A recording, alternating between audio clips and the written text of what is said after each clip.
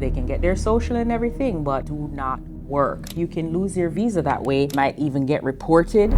Hey guys, it's Attorney B. I'm in the office today doing some videos and I am not quite ready, but I figure let me give you some information while we're at it. For my Reggae Visa clients, did you know that you don't have to return to Jamaica during the pendency of your petition? So for example, if you have a P3, which is my most common Reggae Visa, you can actually stay for the entire year in the United States if that's what you choose to do. I have a lot of people who take up that option, and I also have people who decide after every gig they're gonna come back home to Jamaica. But a lot of people don't know you can actually spend the whole time. So it's a really great perk. If you're an O visa holder, whether you're an O1 or O2, same thing applies. You can actually spend the entire time, which is 3 years on an O, in the United States. So it's a pretty cool thing, and I don't think people really take advantage of that. When you're in town, you can go to a lot of other events, meet other promoters, and get dates that way. So there is benefit to staying in the US while you have your visa in valid status. Another thing you might not know about, you can actually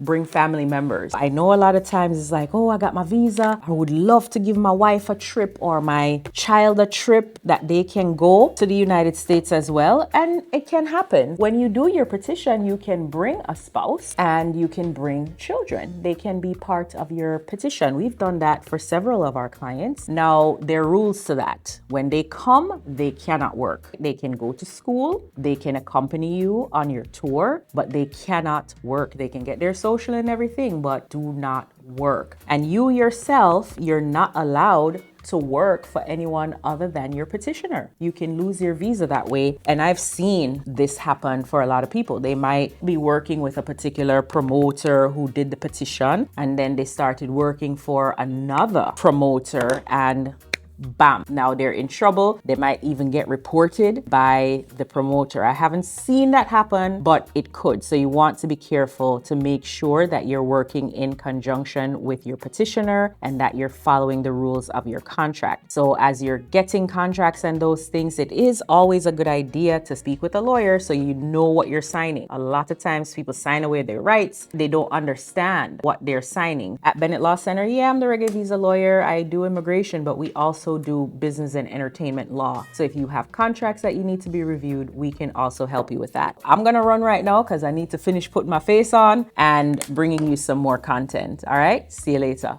One love.